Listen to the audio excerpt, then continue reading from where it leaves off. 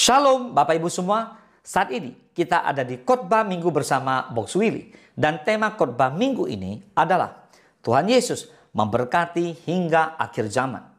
Mari kita baca bersama-sama di Matius 28 ayat ke-20.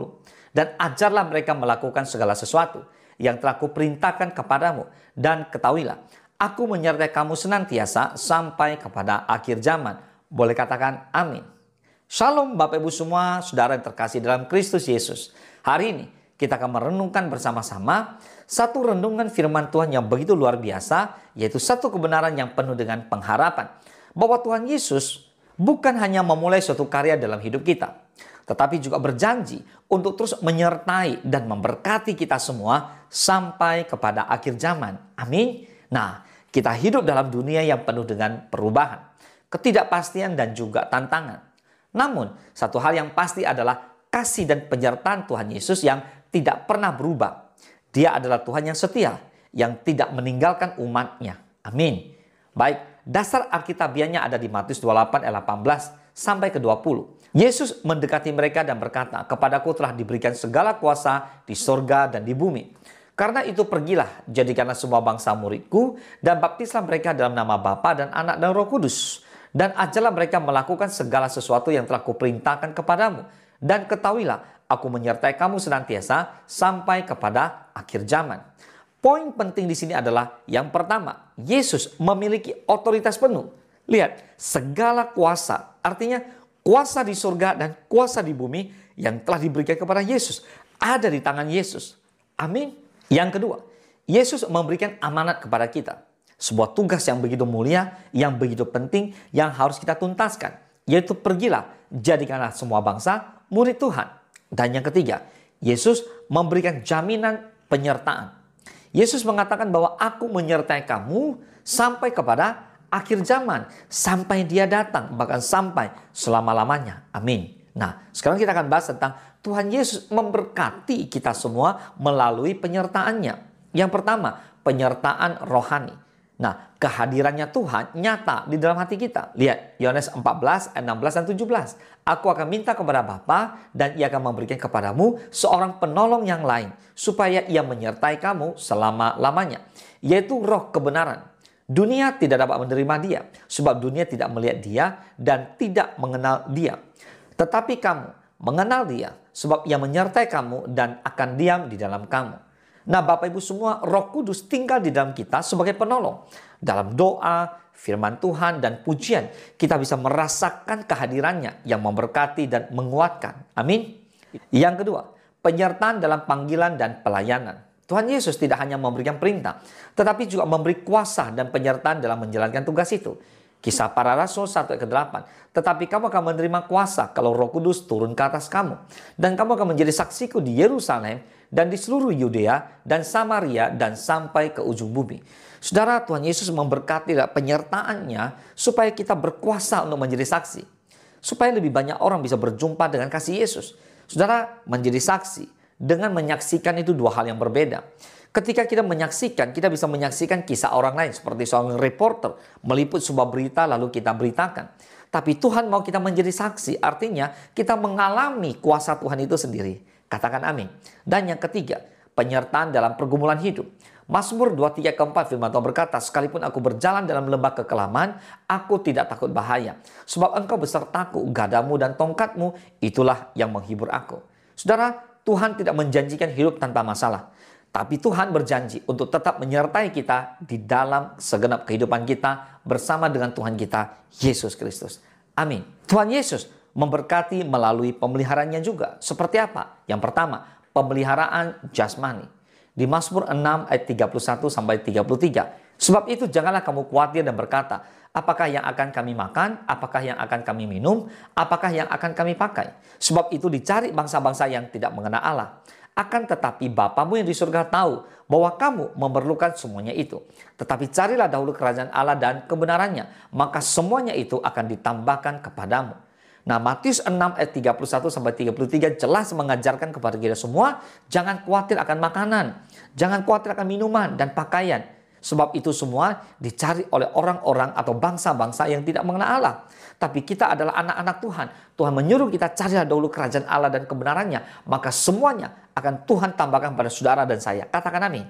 Yang kedua, pemeliharaan emosional dan mental. Yesaya 41 ayat 10. Janganlah takut sebab aku menyertai engkau. Janganlah bimbang sebab aku ini Allahmu. Aku akan meneguhkan, bahkan akan menolong engkau. Aku akan memegang engkau dengan tangan kananku yang membawa kemenangan. Katakan amin.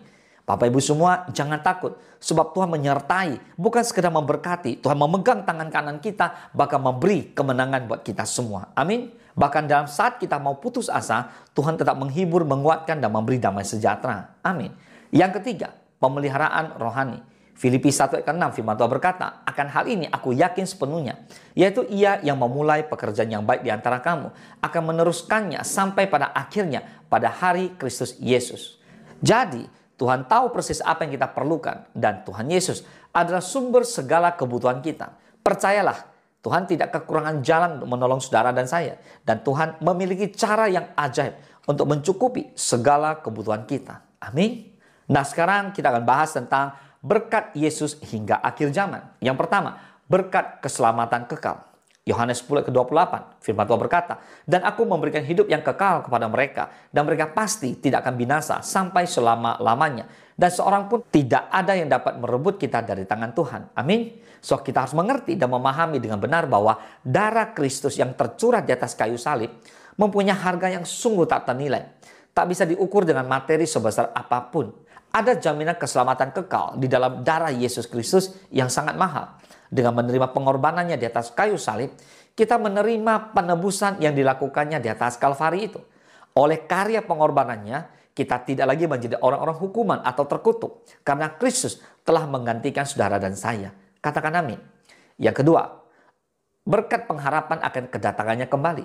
Saudara, Yesus pasti akan datang kembali. Di 1 Tesalonika 4 ayat 16-17 firman Tuhan berkata, sebab pada waktu tanda diberi, yaitu pada waktu penghulu malaikat berseru dan sangkakala Allah berbunyi, maka Tuhan sendiri akan turun dari surga dan mereka yang mati dalam Kristus akan lebih dahulu bangkit. Sesudah itu kita yang hidup yang masih tinggal akan diangkat bersama-sama dengan mereka dalam awan menyongsong Tuhan di angkasa. Demikianlah kita akan selama-lamanya bersama-sama dengan Tuhan. Nah, saudara, 1 Tesalonika 4, 16-17 adalah janji Tuhan tentang pengangkatan orang percaya. Yesus akan datang kembali menjemput kita semua di awan-awan permai. Seperti yang sudah Tuhan sampaikan di firman Tuhan. Dengan iman dan pengharapan, kita menantikan kedatangan Tuhan Yesus yang kedua kali. Seperti yang dinyatakan dalam Kisah Rasul 1 ayat 11b. Yesus ini yang terangkat ke surga meninggalkan kamu akan datang kembali dengan cara yang sama. Seperti kamu melihat dia naik ke surga. Katakan amin. Pertanyaannya, apakah saudara dan saya sudah siap menyambut kedatangan Tuhan Yesus kali yang kedua? Selagi ada waktu dan kesempatan, marilah kita mempersiapkan diri kita sebaik mungkin. Seperti 5 gadis yang bijaksana. Adalah sia-sia menjadi orang Kristen sekian lama jika pada waktu dia datang, dia menolak kita. Yang berhak masuk ke pesta perkawinan anak domba adalah orang-orang percaya yang melakukan kehendak Bapa di surga. Jadi kunci untuk dapat tinggal di tempat di mana Tuhan Yesus berada adalah ketaatan. Bukan berapa lama kita menjadi Kristen atau seberapa aktif kita terlibat dalam pelayanan. Bagi orang percaya, melayani Tuhan adalah sebuah keharusan. Tapi jika pelayanan itu hanya sebatas aktivitas jasmania, apalagi disertai motivasi yang tidak benar, maka pelayanannya tidak akan mendapatkan upah di surga. Nah, Tuhan datang untuk menjemput kita semua umat Tuhan yang hidup dalam ketaatan. Katakan amin. Yang ketiga, berkat kekal dalam kerajaannya. Wahyu 21 ayat 4. Dan ia akan menghapus segala air mata dari mata mereka. Dan maut tidak akan ada lagi. Tidak akan ada lagi perkabungan atau ratap tangis atau duka cita. Sebab segala sesuatu yang lama itu telah berlalu. Tuhan Yesus akan menjadi terang yang kekal bagi umatnya di surga. Hidup kekal dalam kerajaan surga menekankan bahwa hidup kekal bukan hanya tentang keberadaan abadi. Tetapi juga tentang persekutuan dengan Allah dan Kristus. Hidup kekal diperoleh melalui iman kepada Yesus Kristus dan persekutuan dengannya, serta hidup sesuai dengan kehendak Allah. Boleh katakan amin? Nah, sekarang bagaimana respon kita terhadap berkat Tuhan Yesus? Yang pertama, kita harus hidup dalam ketaatan dan kekudusan. Kolose 3 pertama sampai ketiga. Karena itu, kalau kamu dibangkitkan bersama dengan Kristus, carilah perkara di atas, di mana Kristus ada, duduk di sebelah kanan Allah. Pikirkanlah perkara yang di atas, bukan yang di bumi. Sebab kamu telah mati dan hidupmu tersembunyi bersama dengan Kristus di dalam Allah. Nah, Bapak Ibu semua, ketaatan juga menghasilkan kekuatan yang besar dalam diri seseorang. Alkitab menggambarkan orang yang taat sebagai orang yang bijaksana, dan mereka mendirikan rumah di atas batu dan tak tergoyahkan sekalipun diterpa hujan dan banjir. Makanya jangan hidup dalam kompromi, tapi setialah kepada Tuhan. Kekudusan adalah standar hidup yang Tuhan tetapkan bagi orang percaya. Salah satu arti kata kudus dalam bahasa Ibrani kados adalah naik lebih tinggi. Artinya Tuhan memanggil orang percaya untuk hidup sesuai dengan standarnya Tuhan. Level hidup naik ke arah Kristus, yaitu hidup sebagaimana Kristus hidup. Tidak ada alasan untuk berdalih untuk hal ini, hal itu. Sebab Tuhan sudah memberikan Roh Kudus untuk menyertai kita, memampukan, menguatkan, mengajar, dan menuntun kita kepada kebenaran. Amin. Yang kedua, memberitakan Injil dan melayani sesama. Karena Yesus menyertai kita, kita dipanggil untuk menjadi saluran berkat-Nya. Makanya kita wajib terlibat di dalam pemberitaan Injil dan pelayanan sesama, yang juga menekankan pentingnya berbagi kabar baik Injil dan melayani kebutuhan orang lain sebagai manifestasi daripada kasih Allah. Pemberitaan Injil adalah tugas kita sebagai umat Tuhan, sementara pelayanan sesama adalah wujud kasih yang nyata. Katakan amin. Dan yang ketiga, tetap percaya dan berpegang pada janjinya.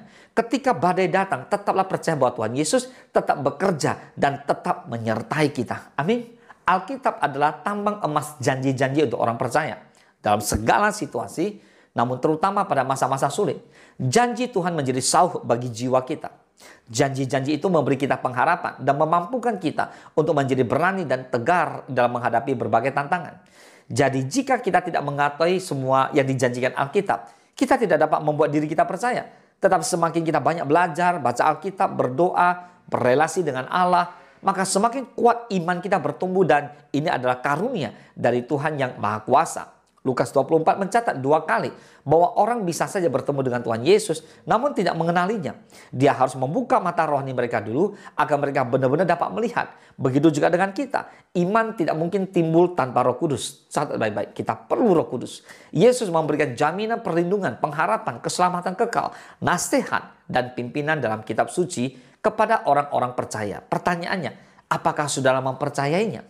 Ketika Anda membaca Alkitab, ketika Anda membaca kitab suci, mintalah Roh Kudus membuka mata rohani saudara, membuka telinga rohani saudara, menunjukkan janji-janji yang dapat diterapkan dalam kehidupan saudara. Nah saudara, sebagai kesimpulan, saya akan bagikan tentang Tuhan Yesus adalah Tuhan yang setia. Tuhan menyertai, Tuhan berjanji, Tuhan tidak pernah meninggalkan saudara dan saya. Bahkan Tuhan memberkati kita semua sampai akhir zaman. Tidak peduli seberapa gelap masa depan, kita memiliki pengharapan dalam Yesus yang tidak pernah berubah. Mari Bapak Ibu semua, kita hidup dalam iman, kesetiaan yang membawa terang Kristus kepada dunia. Boleh katakan amin? Mari kita bersatu dalam doa. Bapa di dalam surga, terima kasih Tuhan Yesus. Kami belajar hari ini bahwa Tuhan Yesus menyertai dan memberkati kami sampai akhir zaman. Sampai Yesus datang kepada kami. Tuhan memberikan janji-janji firman Tuhan begitu luar biasa. Berikan kekuatan pada setiap kami untuk boleh terus berjalan bersama Tuhan. Dan Tuhan, teruslah pegang tangan kanan kami dan jangan lepaskan ya Tuhan. Tuhan, kuatkan dan teguhkan hati kami agar kami boleh setia menantikan kedatangan Tuhan sampai Yesus menjemput kami semua. Bapa, terima kasih, ini doa kami. Terpujilah nama Tuhan hanya di dalam nama Tuhan Yesus. Kami berdoa dan bersyukur. Haleluya. Mari sama-sama kita katakan amin. Tuhan Yesus memberkati.